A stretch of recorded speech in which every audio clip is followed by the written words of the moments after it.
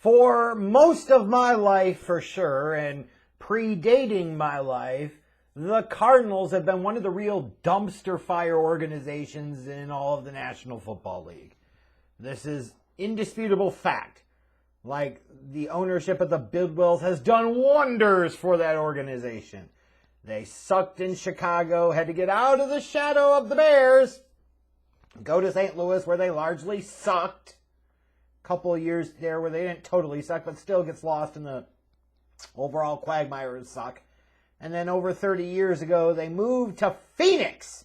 And it first became the Phoenix Cardinals before they became the Arizona Cardinals. So you're very used to, at least I am, for most of my life, the Arizona Cardinals being a dumpster fire. But you've had some pockets over the past 15 years where this team has put together a decent run here or there. You're talking about the Super Bowl appearance against the Steelers at the end of that 2008 season where they were this close to winning the Super Bowl. Talk about a few years back in the last decade, the team led by Bruce Arians with Carson Palmer at quarterback and Larry Fitzgerald at wide receiver. Like, in recent years, the Cardinals haven't been that bad. But feels like we're getting back to it again. And here's what I'll say about the Cardinals. There are certain people that really, truly are smarter than everyone else. That's just an indisputable fact of life. Rest assured, though, there are very, very, very, very few of those people running NFL organizations. And the overwhelming odds would be is that anybody running the Arizona Cardinals would not fall into that mix. And when you look at some of the moves that the Cardinals have made in recent years, if the overwhelming general consensus says what you did was stupid or highly questionable, it's pretty likely it is just that. And it's just an inevitability, not a matter of if, but when and how soon before things go sideways. And it took 4 seasons for them to, I guess, totally go sideways. But the Arizona Cardinals have fired head coach Kliff Kingsbury, and general manager Steve Keim was allowed to resign. And the Cardinals feel like they're transitioning back to being a desert disaster once again. And referencing that outthinking the room or being too smart for your own good or thinking you're smarter than everybody else when the overwhelming odds are you aren't, Steve Keim hiring Kliff Kingsbury to me is a perfect example of that. It was a highly questionable move at the time. I questioned it. Others questioned it. And for good reason. Kliff Kingsbury wasn't even a successful college coach in the Big 12 at Texas Tech.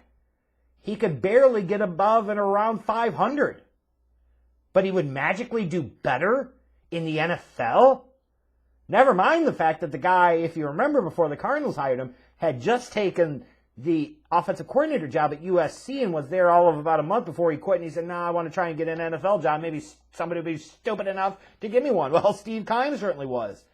So yeah, the guy that didn't succeed in college, now you want to give him expanded scope, expanded responsibility under even a brighter microscope, and you expect things to go well here. What did you see over the course of 4 years? Some, but not a ton of development from Kyler Murray, which was the whole notion of bringing Kliff Kingsbury in to begin with, was he was going to get more out of Kyler Murray. He was going to be the guy that would help Kyler Murray develop into being a big-time franchise or elite NFL quarterback, and frankly, that shit just didn't happen.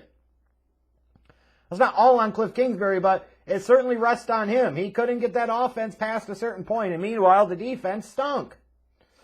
What to me is curious is that Steve Keim was allowed the chance to resign and get instead of getting shit canned. Because as easy as it is to blame the head coach, it was the general manager that made this fucking mess. He really made a mess out of this team and roster at the end of the day when you think about it.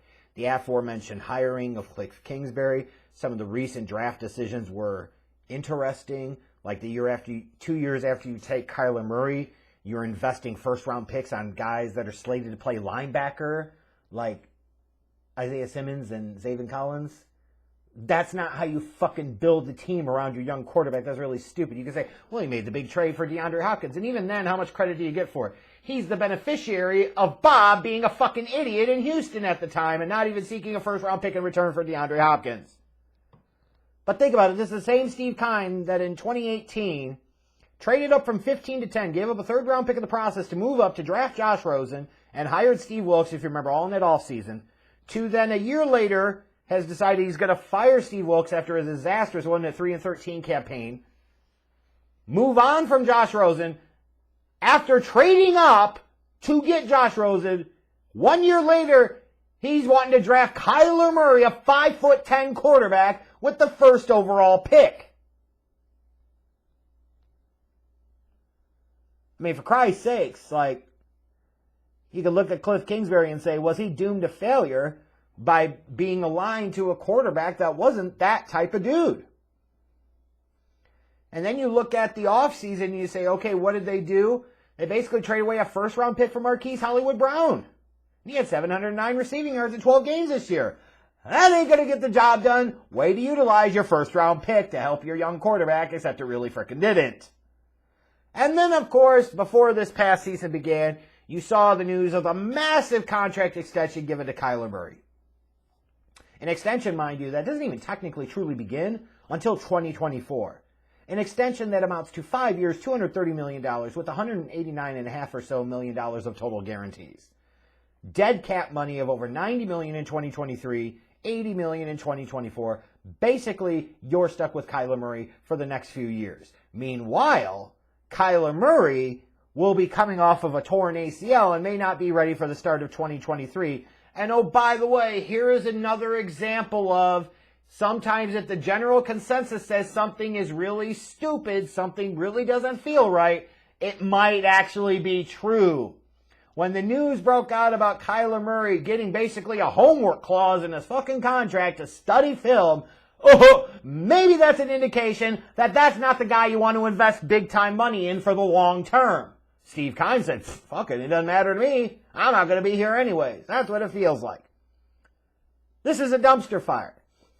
They've got a quarterback that they're paying a shit ton of money to that's going to be coming off of a torn ACL and really hasn't shown much progression or growth to me in the past couple of years.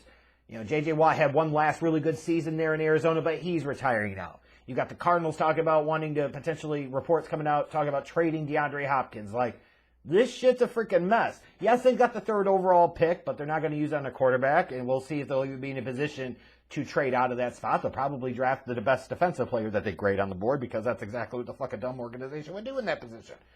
And they might end up, like, with some other moves having, like, $50 million in cap space, but they're still a goddamn mess. Like, what head coach would want to go to this situation? With an aging team that's lost J.J. Watt, probably going to lose DeAndre Hopkins. You don't know what the fuck you're getting out of Kyler Murray. They let Christian Kirk walk the last offseason. Like, I realize it's an NFL head coaching job. There's only 32 of them, so there's always going to be interest in it no matter what. But this feels like the type of job that a Leslie Frazier has to take because nobody else wants to give him a nod and he deserves a second shot as a head coach type of thing. Because right now, like, a Cardinals team owned by a Bidwell, who the hell would want to work there? Who knows what you're going to get at general manager? And most importantly of all, who the fuck knows what you're going to get with this roster and with this quarterback, Kyler Murray? So yeah, it would not be surprising at all if the Arizona Cardinals are going to return back to being the Cardinals of my childhood. Really, really bad and largely irrelevant and mostly a goddamn dumpster fire.